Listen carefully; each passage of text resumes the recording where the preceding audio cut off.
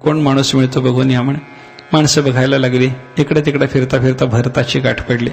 भरतांना विचारलं म्हणे, आमच्या राजाची पालखी बाहेर येता? चला म्हणे. तुम्ही कोण? सांगायचं काही कारण नाही म्हणे. तुम्ही मला सांगितलं तुमच्या राजाचं काम करायचं, चला. माझं परेच्छा प्रारब्ध आहे, तुमच्या इच्छेनुसार मी वागणार आहे. भरत लगेच उठले. त्या रहुगणाची पालखी त्यांनी खांद्यावर घेतली. चालायला लागले. रस्त्यानं चालताना भरताचं चालणं मात्र पाहत पाहत चाललेलं होतं. एक बाणभर जागा पाहावी, बाणभर जागा समोरची पाहून मनुष्यानं पाऊल टाकावं असं धर्मशास्त्र आहे. बाणभर जागा पाहिल्याच्या शिवाय पाऊल टाकायचं नाही. पायाच्या समोरची एक बाणभर जागा म्हणजे दृष्टीचा साधारण टप्पा जिथपर्यंत पोहोचू शकतो एवढी जागा, तिथं एखादा जीवजंतू असावा आणि त्याच्यावर आपला पाय पडून तो मरावा असं होऊ नये. अशाच पद्धतीनं मनुष्यानं पाऊल टाकलं पाहिजे. हा नियम आहे. तो नियम भरत पाळत होते. त्याच्यामुळे भरताचं पाऊल कधी अलीकडं कधी पलीकडं असं पडायचं. आणि पालखी वाहणाऱ्या माणसाचं पाऊल असं मागं पुढं पडून चालत नाही. पालखी वाहणाऱ्या माणसाचं पाऊल जर मागं पुढं पडलं तर आत बसलेल्या माणसाला धक्के बसतात. त्याचं पाऊल समान अंतरावर पडलं पाहिजे. भरताचं पाऊल असं पडत असल्यामुळे धक्के बसत असलेला तो रहुगण रागावला आणि म्हणतो, काय रे, तुम्हाला नीट चालता येत नाही? बाकीचे सगळे म्हणायला लागले, राजा आम्ही नीटच चालतो आहोत म्हणे. मग हा नवीन आणलेला जो माणूस आहे हा नीट चालत नाही. आणि नीट चालत नाही म्हणल्यावर रहुगण त्या भरतावर रागावला. भरताना म्हणायला लागला, कळत नाही का तुला? धट्टाकट्टा दिसतोस, शरीर चांगलंय, चालता येत नाही का? मी राजा आहे, तुला ठाऊक नाही? अरे मी जर रागावलो तर तुला चांगला वठणीवरच आणेन. हे सगळंच्या सगळं बोलणं रहुगणाचं भरतानी 2-4 वेळेला ऐकलं. पण पुन्हा पुन्हा जेव्हा तो हेच बोलायला लागला तेव्हा भरताचं ज्ञान तेज त्यांना गप्प बसू देईना. भरताने त्याला सांगितलं, काय म्हणतोस म्हणे? तू राजा, मी तुझी प्रजा. अरे कोण राजा कोण प्रजा? एका देहाच्या संबंधानं राजाभाव, एका देहाच्या संबंधानं प्रजाभाव हा जर बोलायचा असेल माझ्याकरता तो माझ्या दृष्टीनं तर योग्य आहे असं म्हणता येत नाही. आणि तू मला काय म्हणतोस? वेडा म्हणतोस, मला मूर्ख म्हणतोस आणि मला शासन करेन म्हणतोस. अरे शासन कोण करतं, कोणाला करतं हेही मला ठाऊक नाही. आणि तो मला शासन करणारा, तू मला जर वेडा समजत असशील तर शासन करून तरी माझ्यामध्ये काय बदल व्हायचा सांग म्हणे. असं ते भरताचं बोलणं, ज्ञानाचं बोलणं ऐकल्याबरोबर रहुगणाला वाटलं कोणीतरी हा ज्ञानी महात्मा असला पाहिजे. ही खाली ठेवायला लावली. पालखीतून उतरला, साष्टांग नमस्कार घातला रहुगणानं आणि सांगितलं म्हणे, महाराज आपण कोणीतरी असामान्य दिसता म्हणे. कपिलाचार्याच्या दर्शनाकरता म्हणून निघालेला मी.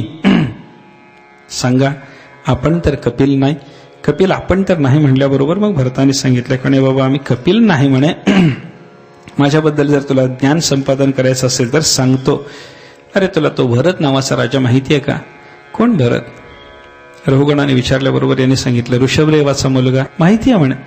राजर्षी भरताचं मला ज्ञान आहे. अरे तोच मी म्हणे.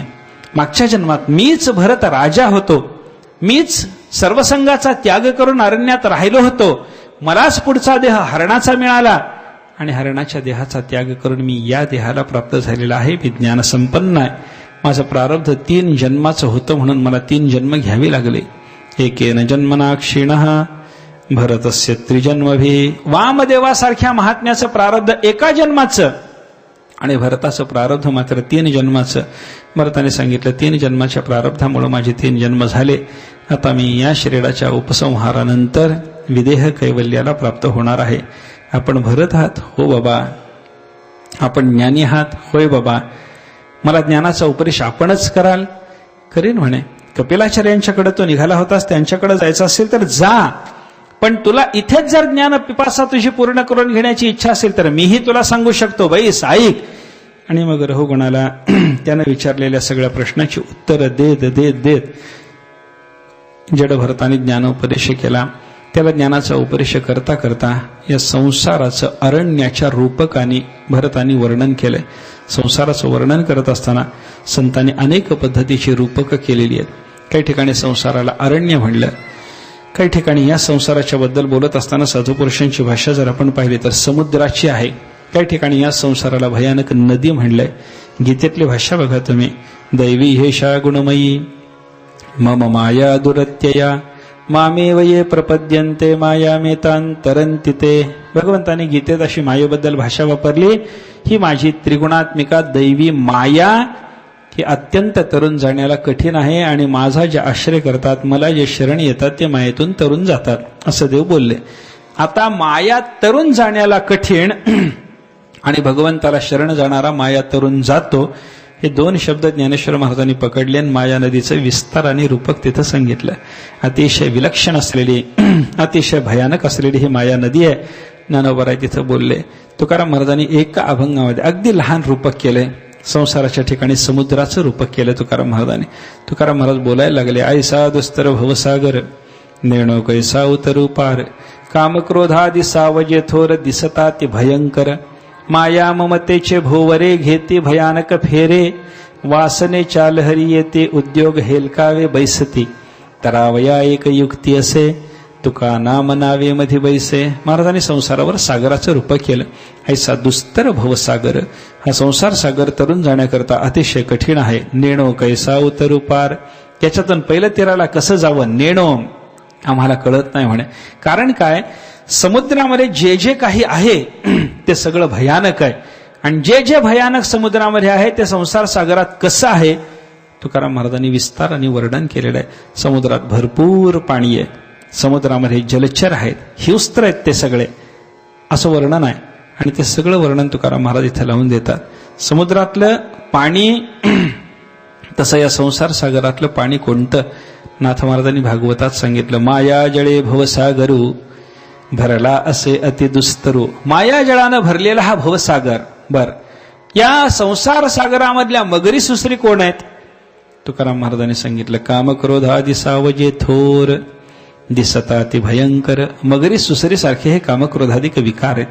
त्या मगरीचा सुसरीचा स्वभाव आणि कामक्रोधाचा स्वभाव सारखा आहे. मगर एखाद्या प्राण्याला पाण्यामध्ये जर पकडील तर त्याला खाऊन टाकत नाही म्हणे. काय करते मगर, पाण्यात त्याला ओढून नेते, चावून चावून चावून त्याचा चोथा करते आणि चोथा करून परत तीरावर आणून टाकते म्हणे. मगरीचा हा जो स्वभाव आहे, विकारांचा हा स्वभाव आहे. काम क्रोध लोभासारख्या विकाराच्या हाती जो तावडीत जो सापडला विकार, त्याला चावून चावून चावून चोथा करतात आणि निरुपयोगी झाला की काठावर टाकून देतात. असं विकारांचं आणि मगरी सुसरीचं सादृश्य पाहून तुकाराम महाराज म्हणतात. काम क्रोधादि सावजे थोर दिसता ते भयंकर, माया ममतेचे भोवरे. समुद्रात भोवरा असावा तसा माया ममतेचा भोवरा या संसार सागरामध्ये आहे. घेती भयानक फेरे, वासनेच्या लहरी येते. समुद्रात जशा लाटा आहेत संसार सागरामध्ये अनंत जन्मजन्मांतरात करून ठेवलेल्या कर्माधिकाच्या वासनाच्या रूपातल्या लाट आहेत. आणि ती लाट ज्याला धडकली त्याला समुद्रात जसा हेलकावा बसतो त्याप्रमाणे वासनेची लाट ज्या जीवाला धडकली त्या जीवाला बसणारा हेलकावा म्हणजे त्याच्याकडून घडणारे वेगळ्या वेगळ्या प्रकारचे उद्योग आहेत म्हणे. उद्योग हेलकावे बैसते. असं संसाराच्या ठिकाणी कधी सागराचं रूपक, कधी भयानक नदीचं रूपक, कधी अरण्याचं रूपक हे जे संत महात्म्यांनी केलं कशा करता, अंतःकरणात वैराग्य निर्माण होऊन ते दृढ व्हावं याच्याकरता. म्हणून संसाराच्या ठिकाणी अशी भयानक रूपकं केलेली आहेत. जडभरताने संसाराच्या ठिकाणी अरण्याचं रूपक करून रघुगणाला जे सांगितलं त्याच्यामध्ये सुद्धा त्याच्या अंतःकरणात वैराग्य निर्माण व्हावं हाच उद्देश होता. आणि या उद्देशाने भरताने भवारण्याचं भवाटवीचं रूपक केलं, वैराग्य निर्माण केलं, त्याला ज्ञान दिलं, ते ज्ञान त्याच्या ठिकाणी दृढ केलं. याच्या पुढे भरताच्या वंशाचा विस्तार आणि विचार आपल्याला पाहायला सापडतो. भरताच्या वंशामध्ये होऊन गेलेले राजे काही कोणी सामान्य आहेत असं समजायचं कारण नाही. सगळेच्या सगळे राजे प्रजाहित दक्ष, प्रजापालन दक्ष, भगवंताच्या अवताराच्या रूपाचे असलेले असं त्यांचं वर्णन आपल्याला पाहायला सापडतं. आणि असं भरताच्या वंशाचं चिंतन झाल्याच्या नंतर मग भुवनकोशाचं विस्तारानं वर्णन इथं भागवतानं केलेलं आहे. पुढे गंगेचं विवरण आहे. गंगेचं विवरण झाल्याच्या नंतर वेगवेगळ्या भिन्न भिन्न वर्षांची वर्णन आहेत, भूलोकांची वर्णन आहेत, भूमीवर असलेल्या वेगळ्या वेगळ्या भूभागाची वर्णन आहेत.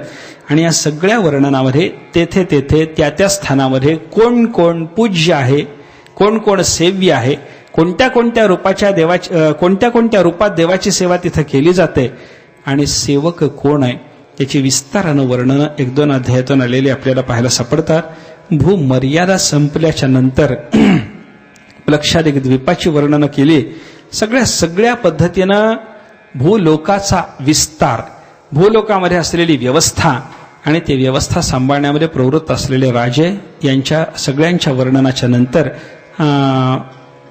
ऊर्ध्व लोकातल्या मर्यादेच्या पालनाचा विचार आला. आणि मग सूर्याचा रथ, त्या सूर्याच्या रथाची गती, सोम शुक्र वगैरे भिन्न भिन्न ग्रह, त्यांची स्थिती, त्यांची गती, त्यांचा मनुष्याच्या किंवा जगाच्या जीवनावर होणारा वेगळ्या वेगळ्या प्रकारचा परिणाम, शिशुमार चक्र, हे सगळंच्या सगळं सांगता सांगता अधोलोकातल्याही मर्यादा सांगितल्या. राहू इत्यादिकांची स्थिती, अतलाधिक पाताळ, सगळे अतल वितल सुतल रसातल तलातल महातल पाताळ, हे खालचे 7 लोक जे सांगितलेले तिथली सगळी व्यवस्था, हे सगळं सांगितलं. त्याच्या खाली असलेल्या शेष नागाचं वर्णन केलं. शेषाच्या स्वरूपाचा विचार थोडासा केला. आणि सगळ्यात खाली असलेले जे नरक आहेत त्या नरकांचं वर्णन या स्कंदामध्ये शेवटच्या अध्यायात आलेलं आपल्याला पाहायला सापडतं. नरकांची वर्णनं विस्तारानं आहे. नरक अनेक आहेत. कशा करता म्हणून या नरकाची योजना केलेली आहे आपल्याला सगळ्याला साधारणपणे माहिती आहे. पापी जीवाला त्याच्या पापाचा भोग घेण्याकरता म्हणून तिथं गेल्यानंतर एक यातना शरीर प्राप्त होतं आणि तिथं त्याला त्याचा भोग घडत असतो. वेगवेगळ्या पद्धतीनं दुःखाचा भोग ज्यानं जसं जसं दुष्कर्म केलेलं असेल त्या दुष्कर्माला अनुलक्षण असं एखादं दुःख तिथं त्याला दिलं जातं. अशी अनेक प्रकारची नरकाची वर्णनं या अध्यायामध्ये आलेली आपल्याला पाहायला सापडतात. काय यमदूत तिथं काय यातना देतात सांगता येत नाही. फार कठीण यातना आहे. म्हणून तुकाराम महाराजांनी एका अभंगामध्ये फार सुंदर रीतीनं वर्णन केलेलं आहे. आले नव संसारा तुम्ही एक करा, मुक्ती मार्ग हळूच धरा, काळदंड कुंभ यातना थोराकारे अघोरा दचके सिना, नाही त्या यमासी करुणा, बाहेरी काढिता कुडी प्राणा, ओढाळ सापडे जैसा धान्या चोर यातना धरिजतो, नाही दिले पावईल कैसा, चालता पंथ तेने ओळसा, नसे ठाऊ की ऐकतो कैसा, नेती बंदी जैसा धरोनिया, क्षण एक नागिवा पायी, न चलवे तया करिता काही, ओढिती काटवणा सोयी अग्निस्तंभ बाही कवटाळविते, देखोनी अंगे कापती, तये नदी माझी चालविती, लागे ठावना न चलवे बुडविती, वरी मारिती यमदंड, तहान भूक न सहावे वेळ, तो राखिती किती एक काळ, पिंड पाळोनी कैसा शीतळ तो तप्त भूमी ज्वाळ लोळविते, म्हणोनी करा काही सायास, व्हावेल तरी भारे उदास, करवेल तरी करा नाम घोष, सेवा भक्तिरस तुका म्हणे. तुकाराम महाराजांनी वर्णन केलं. संसारात आपण जर दुष्कर्म करीत राहाल, यमधर्म तुम्हाला अनेक पद्धतीच्या यातना घडवणार आहे. मारिती तोडिती झोडिती निष्ठुर, यमाचे किंकर बहुसाल, असं यमदूतांच्याकडून होणाऱ्या अनेक यातनांचं वर्णन आहे. यातनाचं वर्णन कशासाठी केलं असावं? एकतर या सगळ्या स्कंदामध्ये स्थितीचा विचार आहे तो सांगण्याकरता, आणि दुसरं कारण असं काही टीकाकारांनी सांगितले, नरक खरे असोत की खोटे असोत, पण श्रद्धावंत माणसाला या नरकातल्या यातनाचं वर्णन कानावर आलं की बुद्धी ठिकाणावर राहील आणि त्याच्याकडून सत्कर्म प्रवृत्तीच होईल. या हेतून हे नरकांचं विस्तारानं वर्णन केलेलं आहे. असं स्थान नावाच्या लक्षणाचा विचार करण्याकरता आलेलं सगळ्याच्या सगळं हे पंचम स्कंदातलं चिंतन या ठिकाणी संपलंय. षष्ठ स्कंदाचा विचार करायचा आहे. थोडा वेळ नामस्मरण करून पुढचा कथाभाग सांगतो.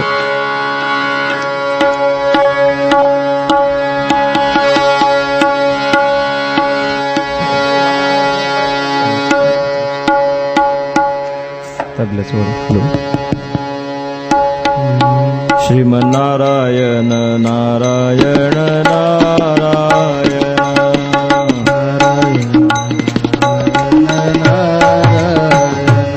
श्रीमन्नारायण नारायण नारायण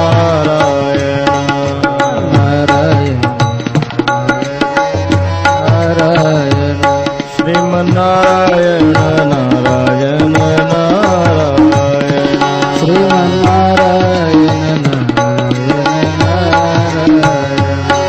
भज मन्नारायण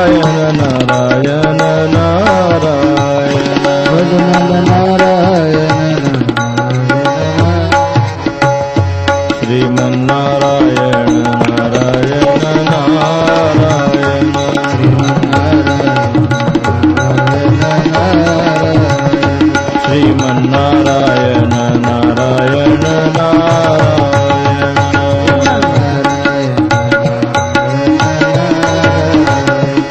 लक्ष्मीनारायण नारायण नारायण लक्ष्मीनारायण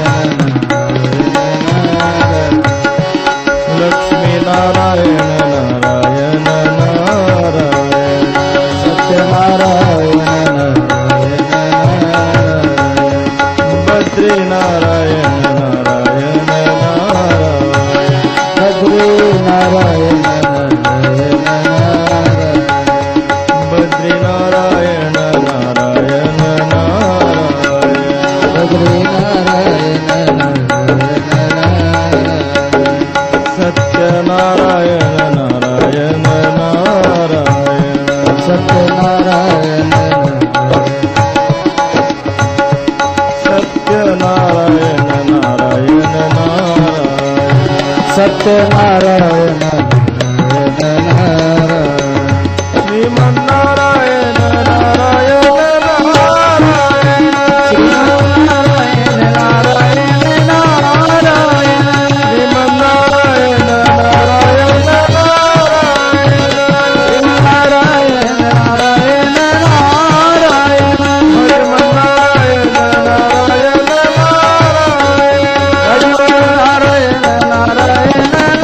नारायण भजमन्नारायण नारायण नारायण भजमन्नारायण नारायण नारायण श्रीमन्नारायण नारायण नारायण श्रीमन्नारायण नारायण नारायण श्रीमन्नारायण नारायण नारायण नारायण नारायण नारायण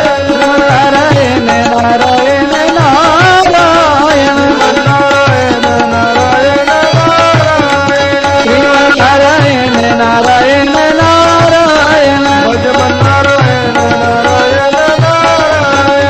भजमन्नारायण नारायण नारायण भजमन नारायण नारायण नारायण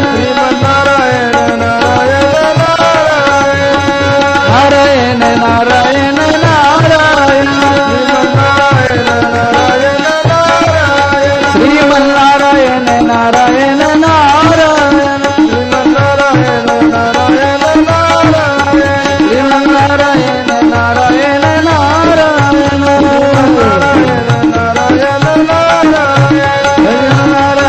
नारायण नारायण नारायण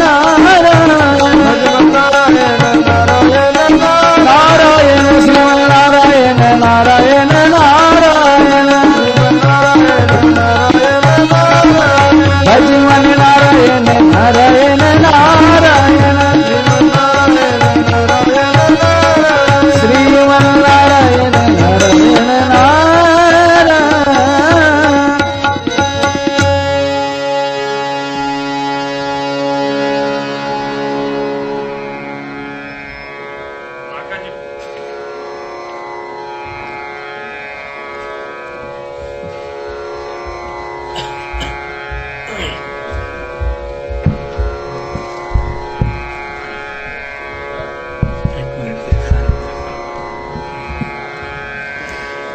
भक्तजन बंधू आणि भगिनीनो, आज हे आपल्या समोर गरुड आणि हनुमंत ह्या आपल्या समोर जे आत्ता आणून इथं देवासमोर उभे केलेले आहेत, ह्याची सर्व निर्मिती ही आपल्या ओमप्रकाशजी राका ज्वेलर्स यांनी आम्हा सर्वांना ही करून दिली. जसं आमचं यात योगदान आहे तसं त्यांचंही मोठं योगदान आहे.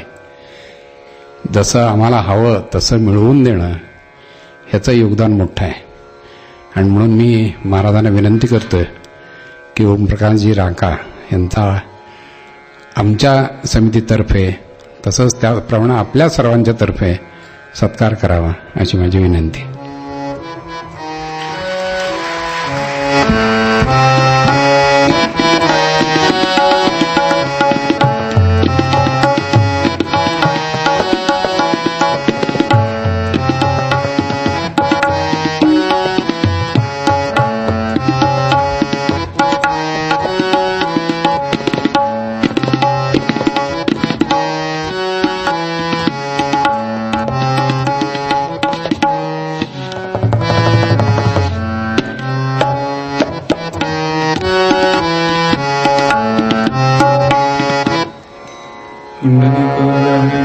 नारदयुधपराम् राजोवाच निवृत्तिमार्गः कथितादौ भगवता यथा कर्मयोगोपलब्धेन ब्रह्मणा यदसंसृतिः.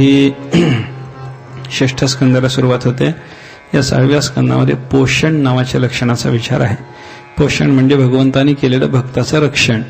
एखादा भक्त मर्यादा उल्लंघन करूनही वागत असेल आणि ती मर्यादा उल्लंघन झाल्याच्या नंतर जर त्याच्याकडून भगवंताची शरणागती साधल्या गेली तर परमात्मा त्याचं रक्षण करतो. याचं वर्णन या स्कंदामध्ये आहे.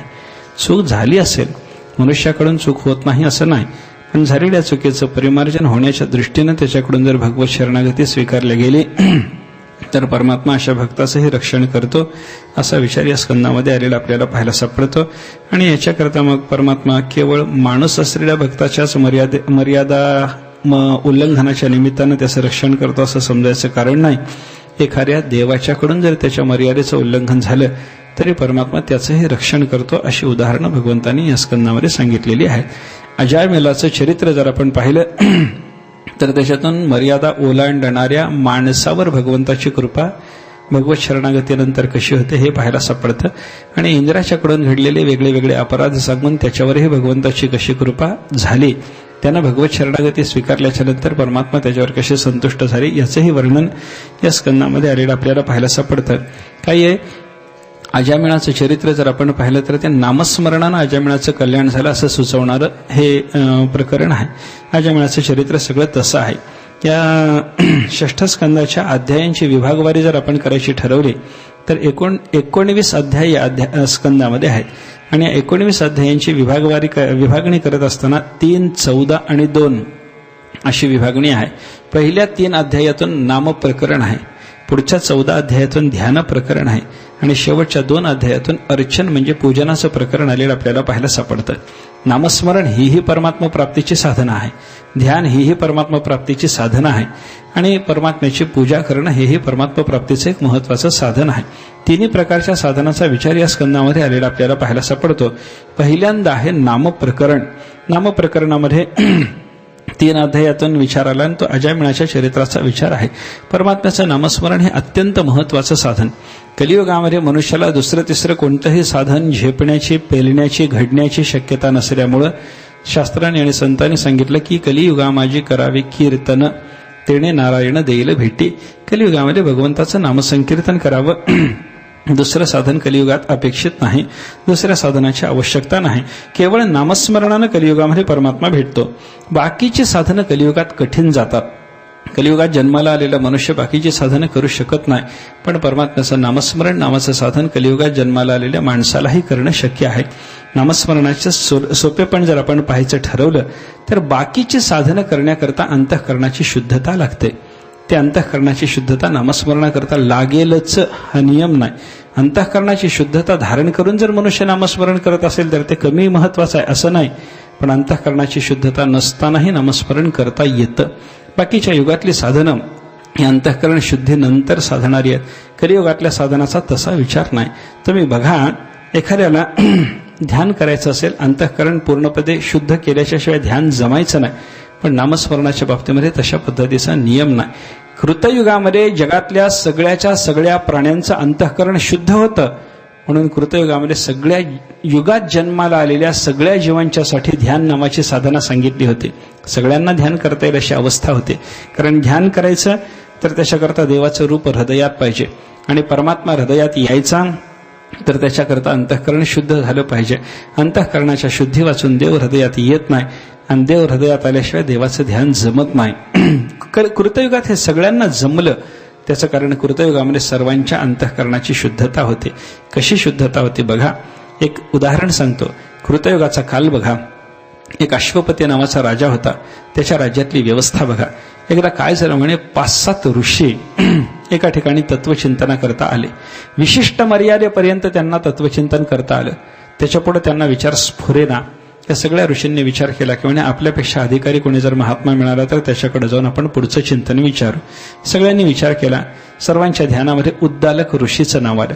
उद्दालक ऋषींच्या आश्रमाच्या दिशेने हे निघाले. त्या सर्वांना वाटलं की आपल्याला जे स्फुरलंय यापेक्षा अधिक काहीतरी उद्दालकांना स्फुरण्याची शक्यता आहे, त्यांच्याकडे जाऊ आणि ज्ञान संपादन करू असा विचार करून हे सगळेच्या सगळे निघाले. उद्दालकाच्या आश्रमाच्या दिशेने येताना उद्दालकाने दुरून पाहिलं. 5 महात्मे आहेत, माझ्याकडे निघालेत. एकदम मिळून यायला लागले.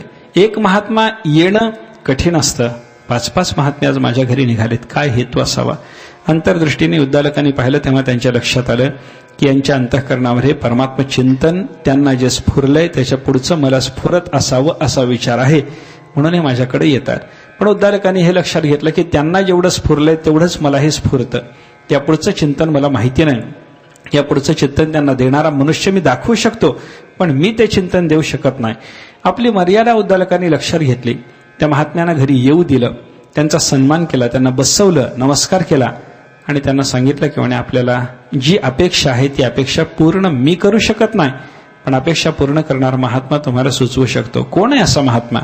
सगळ्या लोकांनी विचारल्याच्या नंतर, सगळ्या ऋषींनी विचारल्याच्या नंतर उद्दालकांनी सांगितलं, सध्या आपल्या जगाचा राजा असलेला अश्वपती आपल्याला याच्या पुढचं ज्ञान सांगू शकतो. सगळे म्हणायला लागले, काय बोलता? म्हणे, अरे आपण एकांतात राहतो, अरण्यवासात राहतो, तत्वचिंतन करतो, तत्वचिंतनाच्या शिवाय आपला एक क्षणही वाया जात नाही. अशी आपली अवस्था असताना आपल्याला जे स्फुरलं नाही ते लोकांतात राहणारा, जनसंपर्कात राहणारा, राज्यकारभारात व्यग्र असणारा राजा, त्याला ते चिंतन स्फुरतं असं म्हणता. उद्दालकाने सांगितलं, कसाही जरी असला तरी त्याचा अधिकार मोठा आहे, आपण त्याच्याकडे जाऊ. हे सगळे महात्मे उद्दालकाच्या म्हणण्यानुसार अश्वपती राजाकडे आले. अश्वपती राजानं पाहिलं 5-6 महात्मे एकदम आपल्याकडे आलेत. 6 आसनं मांडली, सिंहासनं मांडली, सोन्याची आसनं मांडली. आसनावर महात्म्यांना बसवलं, सन्मान केला, त्यांची पूजा केली आणि प्रत्येकाला समर्पण करण्याकरता 1 ताडभर सोन्याच्या मोहरा प्रत्येकाच्या समोर ठेवल्या. विनंती केली, हे घ्या. महात्मे घ्यायला तयार नाहीत.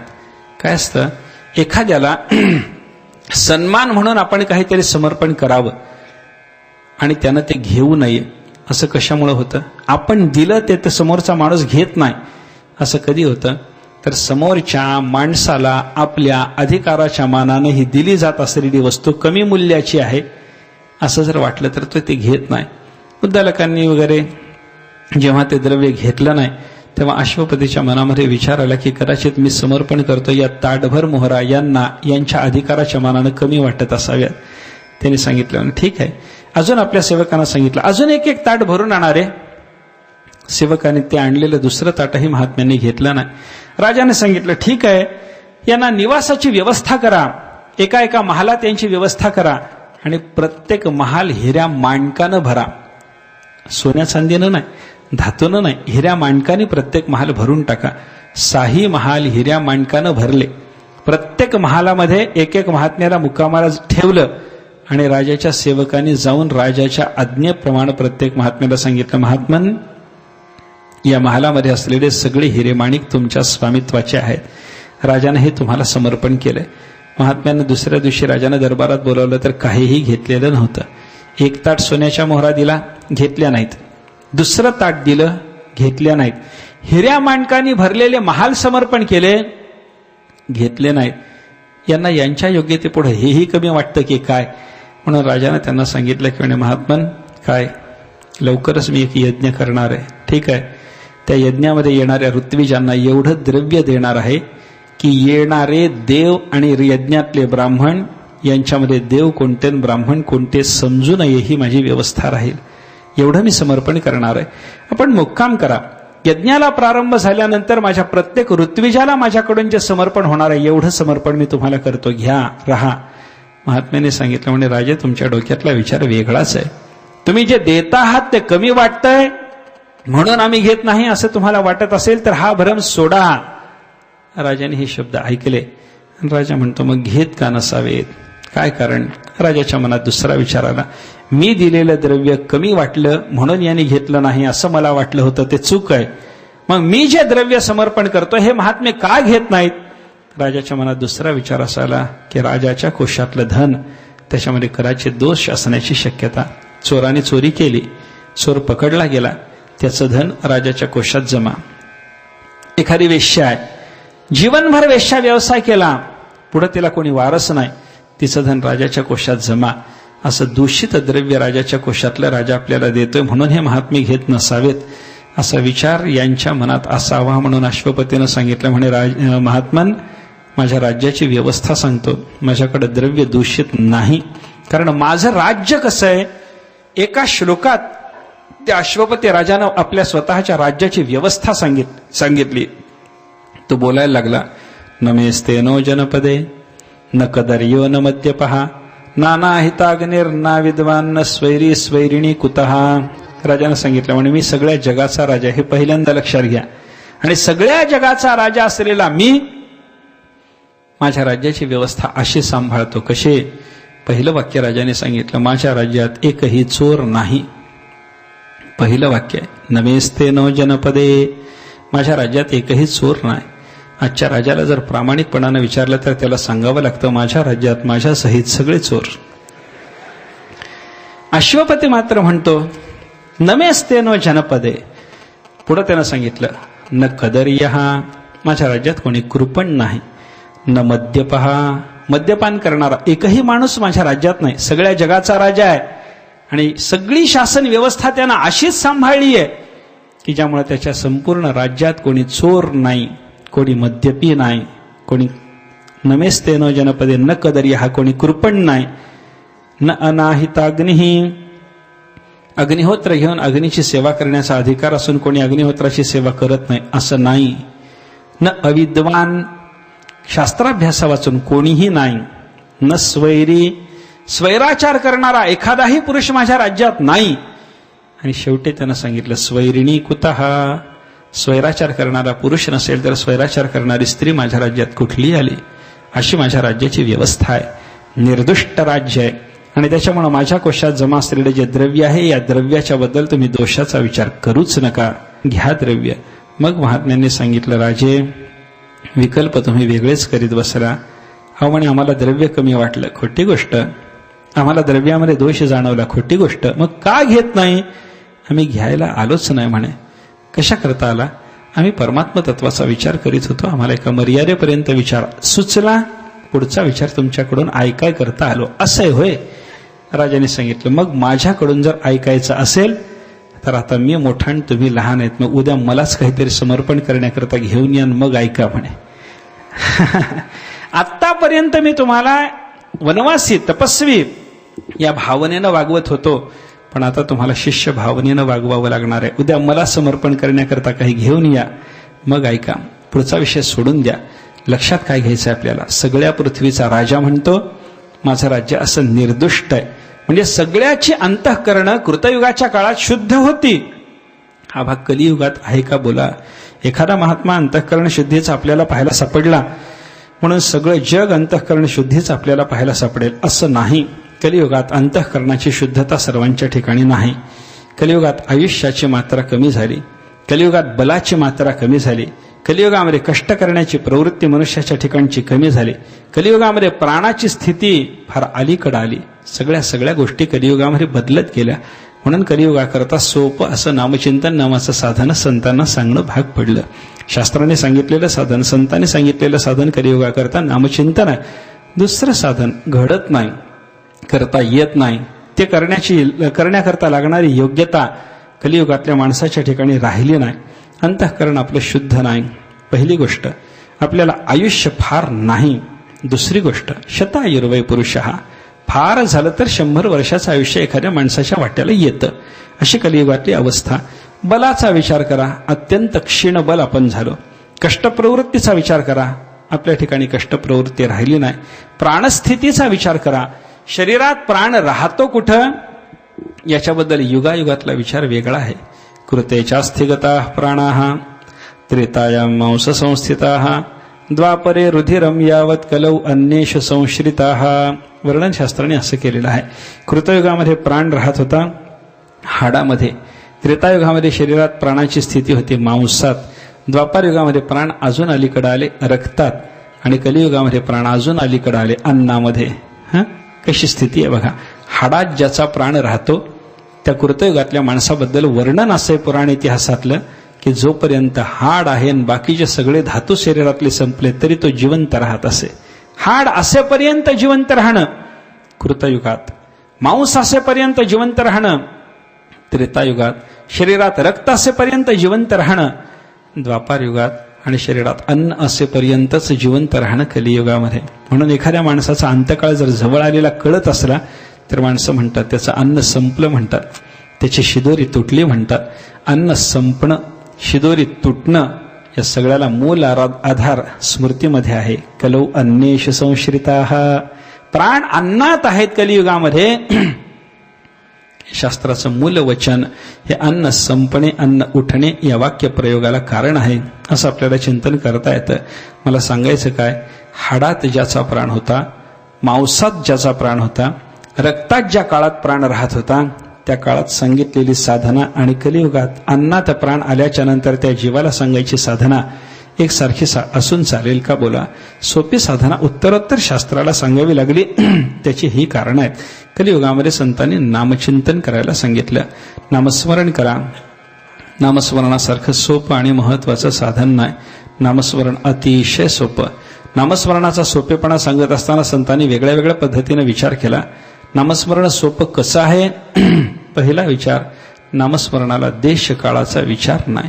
काळ वेळ नाम उच्चारिता नाही, दोन्ही पक्ष पाही उद्धरते. ज्ञानोबा हरिपाठामध्ये बोलले, नामस्मरण करण्याकरता काळवेळ पाहण्याची गरज नाही. बाकीच्या गोष्टी करायच्या असतील काळवेळ पाहावा लागतो. योग्य काळी आणि योग्य वेळी योग्य ते काम केलं तर त्याचा परिणाम चांगला होतो. अहो, शेतामध्ये पहिल्यांदा नांगर धरायचा असला तरी शेतकरी मुहूर्त विचारतो. त्याच्याकरता चांगलाच दिवस असला पाहिजे, चांगलीच वेळ असली पाहिजे असं त्यालाही अपेक्षित आहे. मग साधी नांगर धरण्याची क्रिया, त्याच्याकरता तर जर काळवेळेची अपेक्षा असेल तर संसारातल्या कृतींसाठी काळवेळेची अपेक्षा नाही असं म्हणता येत नाही. पण नामस्मरणाला काळवेळेची अपेक्षा नाही. आज काळ चांगला नाही, करू शकता, नामस्मरण करू शकता. बाकी काही करू शकणार नसाल पण नामस्मरण करू शकता. वेळ चांगली नाही. काय आहे, एका दिवसाचा शास्त्राने वेगळा वेगळा विभाग करून दिलाय आपल्याला. दिवसाचे 12 तासाची जी वेळ आहे दिवसाची, त्याच्यात 4 तुकडे केलेत. 3 तासाचे 4 तुकडे. पहिल्याला म्हणतात पूर्वाह्न, दुसरा आहे मध्यान्ह, तिसरा आहे अपराह्न आणि चौथा आहे सायाह्न. प्रत्येक कामाकरता हा काळ वाटून दिलेला आहे बघा. पूर्वाह्नो वै देवानां, मध्याह्नो मनुष्याणां, अपराह्नः पितॄणां आणि सायाह्नः भूतप्रेतादीनां. वर्णन असं आहे, पूर्वाह्नो वै देवानां, दिवस उजाडल्यापासून पहिले 3 तास देवाचं काम करा. देवाची पूजा आहे, पूजेची सिद्धता आहे, सगळं काम देवाचं काम करण्याकरता पहिले 3 तास देऊन टाका. मध्याह्नो मनुष्याणां, आपलं घर, आपलं पोट, आपल्या कुटुंबाचं पोट याच्याकरता मध्याह्न देऊन टाका. अपराह्नः पितॄणां, पितरांचं काही करायचं असेल तर त्याच्याकरता अपराह्नाची वेळ देऊन टाका. आणि सायाह्नः भूतप्रेतादीनां, सायंकाळची वेळ भूतप्रेताचं जर तुम्हाला काही करायचं असेल तर ती त्याला देऊन टाका. वेळ ठरलेली आहे. ज्या वेळी जे कर्म करायला सांगितलं असेल ते त्याच वेळी केलं तर प्रशस्त होतं. पितराची वेळ ठरलेली, माणसाची वेळ ठरलेली, देवाची वेळ ठरलेली, त्या वेळीच त्या क्रिया कराव्या लागतात. पण नामस्मरण करत असताना संतांनी कधी सांगितलं नाही यावेळीच करा, त्यावेळीच करा, सकाळीच करा, दुपारी करता येणार नाही, संध्याकाळी करता येणार नाही असा विचार नाही. नामस्मरण कधीही करता येतं. काळ वेळाचं बंधन नाही, देशाचं बंधन नाही. आपण योग्य देशात आहोत, अयोग्य देशात आहोत विचार नाही. आपण कुठेही असो, पवित्र देशात असलो तरी नामस्मरण चालेल. पांडुरंगाच्या मंदिरात उभं राहूनही नामस्मरण चालतं. आणि स्मशानात जाताना खांद्यावर प्रेत असतानाही नामस्मरण चालतं ना. स्मशानात गेल्यानंतरही नामस्मरण चालतं ना. त्याच्यासारखी अपवित्र जागा दाखवायची कुठली? स्मशानातही नामस्मरण आहे आणि मंदिरातही नामस्मरण आहे. देशाचं बंधन नाही. कोणत्याही काळात नामस्मरण आहे, कालबंधन नाही. कोणत्याही वेळेत नामस्मरण आहे, समयबंधन नाही. त्याच्यानंतर संतांची भाषा बघा. या रे लहान थोर, या ते भलत्या नारी नर, करावा विचार न लगे चिंता कोणासी. नामस्मरण करण्याकरता या सगळे या. कोण कोण या? लहान थोर. लहान असाल तरी चला, थोर असाल नामस्मरणाच्या वाट्यानं चला ना. या ते भलत्या, कोणत्याही जाती जन्माला आलेली असा चला नामस्मरणाच्या वाट्यानं. नारी, नर, पुरुष असाल चला, स्त्री असाल चला, सगळी साधनं सगळ्यांना करता येणारी नसतात. काही गोष्टी लहानानेच करायच्या, काही गोष्टी मोठ्यानेच करायच्या तर शोभतात. लहानाने केलेलं मोठ्यानं करायचं ठरवलं तर ते त्याला शोभतं का? व्यवहारात बघा तुम्ही, एक लहान पोर आहे, वर्ष सव्वा वर्षाचं आहे, ते जर रांगायला लागलं तर ते शोभतं. पण तेच तिशीतल्या तरुणानं रांगून दाखवायचं बैठकीत ठरवलं तर शोभणारं नाही महाराज. लहानाला शोभल पण मोठ्याला शोभलं नाही. जे मोठ्याला शोभतं ते लहानाला शोभणार नाही. वयाचा विचार वेगळ्या वेगळ्या पद्धतीने वेगळ्या वेगळ्या क्रिये करता आहे. पण नामस्मरणाकरता लहान थोर कोणत्याही याती जन्माला आलेला नारी नर पुरुष स्त्री सगळ्यांच्या क्रिया सारख्या नाहीत महाराज. काही गोष्टी पुरुषांनीच करायच्या, काही गोष्टी स्त्रियांकरताच. सगळं वेगळं वेगळं. तुम्ही बघा, पातिव्रत्य धर्म आहे म्हणून एखाद्या पुरुषाने ठरवलं मी पातिव्रत्य पाळणार, शक्य होईल? पातिव्रत्य सांभाळावं स्त्रियांनी, एकपत्नी व्रत सांभाळावं पुरुषांनी. ज्याच्या त्याच्याकरता ठरलेलं व्रत. पुरुषाचं स्त्रीला चालत नाही आणि स्त्रीचं पुरुषाला चालत नाही. तुम्ही बाकीचं सोडा, सणावाराचं बघा, सणावारामध्ये सुद्धा विभागणी आहे.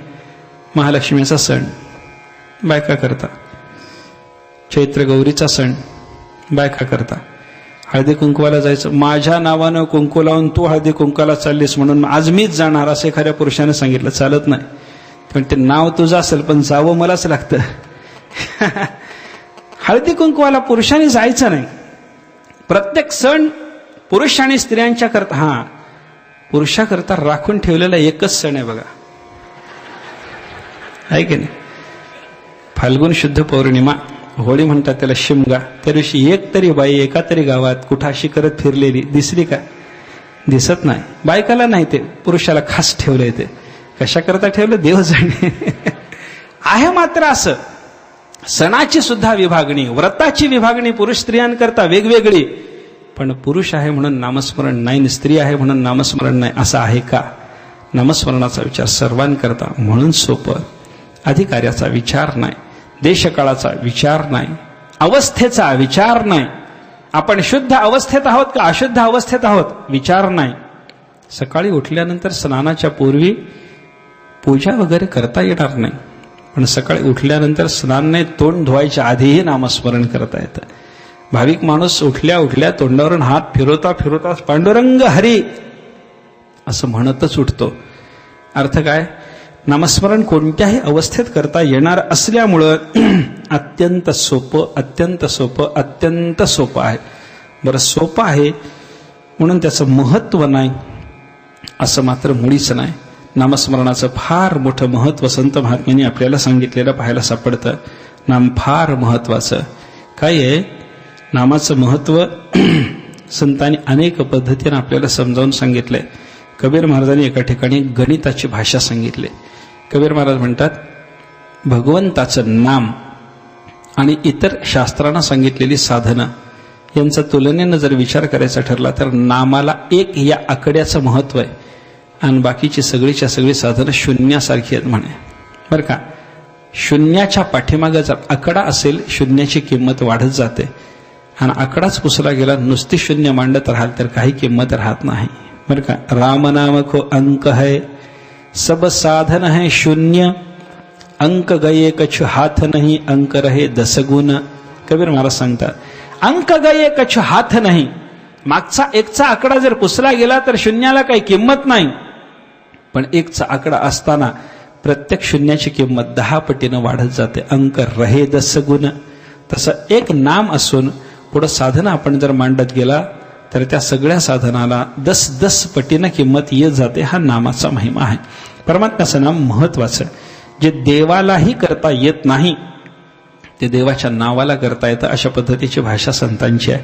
एक कथा आहे पहा. काय झालं, रामचंद्र प्रभूचं सेतू बंधनाचं काम चालू होतं.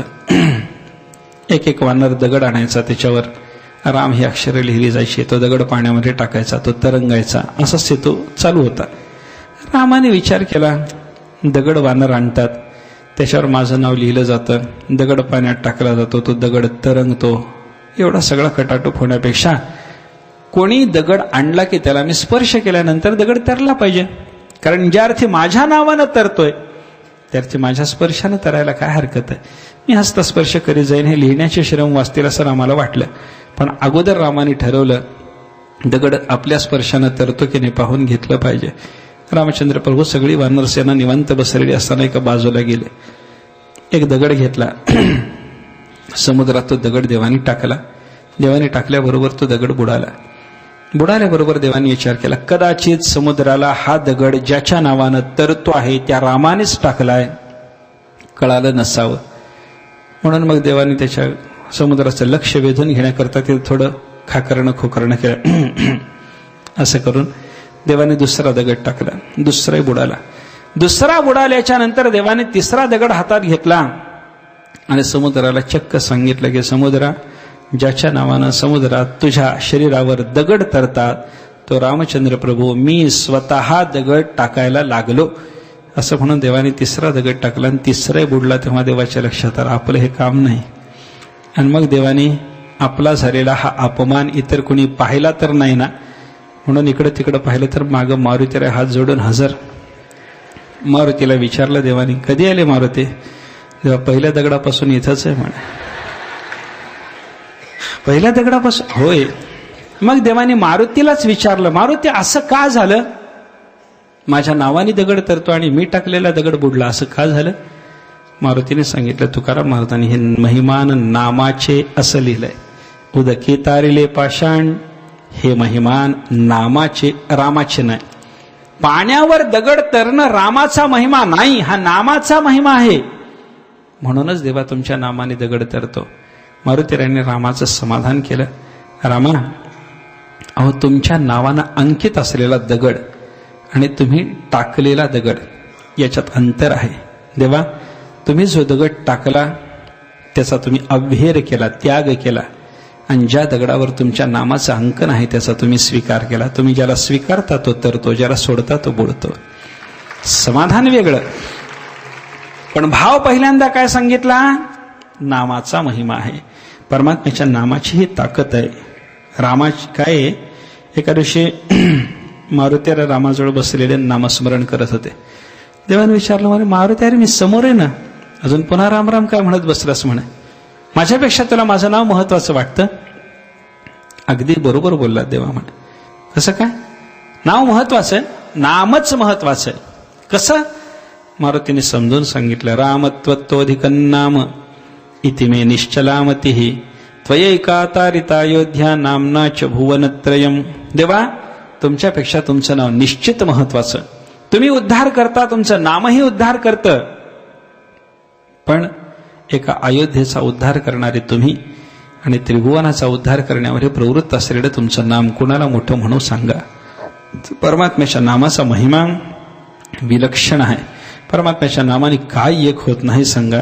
सगळीच्या सगळी फलं देवाच्या नामस्मरणानं आपल्याला प्राप्त झालेली पाहायला सापडतात. नाम महत्वाचं, नाम सोपं. अजून एक महत्वाची गोष्ट संतांनी सांगितली, नाम अतिशय अतिशय गोड. नामासारखी गोड वस्तू नाही. ते जगन्नाथ पंडिताचा एक श्लोक आहे.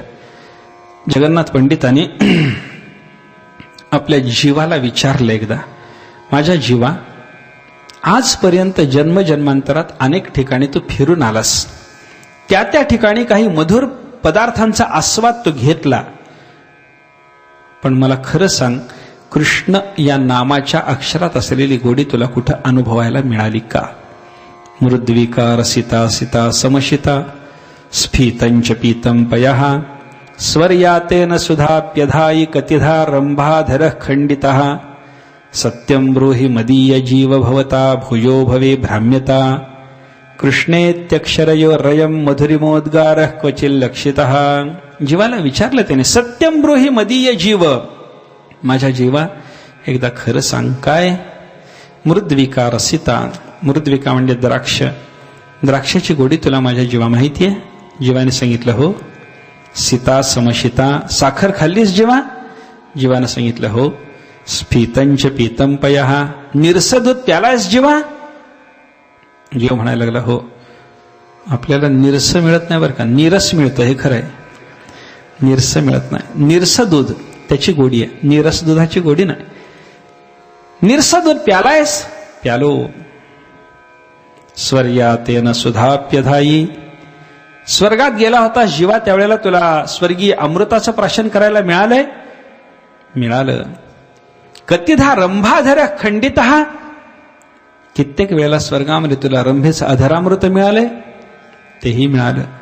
एवढ्या मधुर पदार्थांची गोडी तुला माहिती आहे, पण जीवा सत्यम ब्रूहि मदीय जीव भवता भूयो भवे भ्राम्यता कृष्णेत्यक्षरयोरयम मधुरिमोद्गार क्वचिल्लक्षितः. कृष्ण नामामध्ये असलेली ही जी 2 अक्षरं, यांची गोडी तुला कुठं अनुभवायला मिळाली का? त्यांच्या जीवाने एवढ्या मधुर पदार्थांची चव चाखूनही सांगितलं, ही गोडी अन्यत्र नाही. अर्थ असा आहे, परमात्म्याचं नाम अत्यंत अत्यंत मधुर आहे. काही लोक विचारतात, संतांनी नाम मधुर म्हणून सांगावं ना आम्ही ऐकावं, त्यांनी मधुर म्हणावं, आम्हाला काही नाम गोड वाटत नाही हो, असं काही लोकांचं म्हणणं आहे. त्याला भक्तिशास्त्राने उत्तर फार छान दिलंय. एखाद्या माणसाला शरीरात पित्त झालं, तर ज्याला पित्त व्याकोप झालाय, भरपूर पित्त झालंय, त्याचं तोंड कडू पडतं आणि कडू पडलेल्या त्याच्या तोंडाला साखर गोड लागत नाही. त्याला साखर गोड लागली नाही म्हणून साखर गोड नाही असं आहे का? साखर गोडच आहे. मग ज्याला पित्त झालंय, ज्याला साखर कडू लागायला लागली, त्याच्याकरता व्यवस्था काय? आयुर्वेद सांगतो त्यानं साखरच खावी, पित्त शांत होईल. मधुर पदार्थाच्या सेवनानं पित्त शांत होतं. साखर खावी, पित्त शांत झालं की मग कडू लागणारी साखरच पुढे गोड लागायला लागते. तसं माणसाने काय करावं? दोष चित्तामध्ये असल्यामुळं नाम गोड लागत नाही, तरी नामस्मरणच करावं. नामस्मरणानं हळूहळू चित्तातले दोष शांत होत गेले की मग पुढे तेच नाम आपल्याला गोड लागायला लागतं. अमृताहुनी गोड नाम तुझे देवा. अमृतापेक्षाही परमात्म्याच्या नामाची माधुरी काही अवीट आहे, अलौकिक आहे. असं परमात्म्याचं नाम गोड आहे. या नामाची साधना माणसानं केली पाहिजे. नामसाधना जशी माणसानं केली पाहिजे तशी ध्यानाची साधना केली पाहिजे. परमात्म्याचं ध्यान हेही अत्यंत महत्वाचं साधन आहे. देवाचं ध्यान, ध्यानी ध्याता पंढरीराया मनासहित पाल टेकाया. परमात्म्याचं अंतःकरणपूर्वक केलेलं ध्यान त्यालाही चांगली फलश्रुती सांगितलेली आहे. देवाचं ध्यान केलं, ध्यानाचा परिणाम काय आहे? तुकाराम महाराजांनी सांगितलं, चिंतने चिंतने तद्रूपता. आपण ज्याचंच ध्यान करतो त्याच्या स्वरूपाचे होतो. ध्यानानं तद्रूपता प्राप्त होते. कशी होते? एक उदाहरण सांगितलंय पहा. रामायणाच्या संदर्भात आलेलं उदाहरण आहे. सीतेचं रावणाने अपहरण केलं, तिला नेऊन अशोक वाटिकेत ठेवलं. अशोक वनात ठेवल्याच्या नंतर सीतेच्या रक्षणाकरता काही राक्षसी नियुक्त झाल्या. विचित्र विचित्र असे ते राक्षसी होत्या. सगळ्यांचं वर्णन नाथ महाराजांनी रामायणामध्ये एक अध्याय खर्ची घातलाय त्याच्याकरता. कशा विकृत त्या राक्षसी होत्या हे सांगायकरता. आणि त्या सगळ्या राक्षसींच्यावर एक अध्यक्षा नेमलेली होती. तिचं नाव होतं त्रिजटा. त्रिजटा तिथं सीतेच्या रक्षणाकरता नियुक्त सगळ्या राक्षसींची अध्यक्षा ती तिथं होती.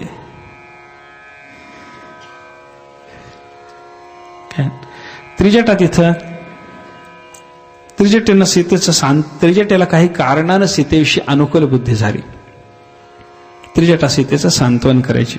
सीते वाईट वाटून घेऊ नको, रडू नको, शोकाकुल होऊ नको. राम इथे येतील, रावणाचा निःपात होईल, रामचंद्र प्रभू तुझा अंगीकार करतील, शोकाचं कारण नाही. सीतेचं समाधान त्रिजटेनं करावं. एका दिवशी असंच समाधान केलं. सीतेला सांगितलं, शोक नाही ना आता? नाही. रडणार नाहीस ना आता? नाही. वाईट वाटून घेणार नाहीस ना?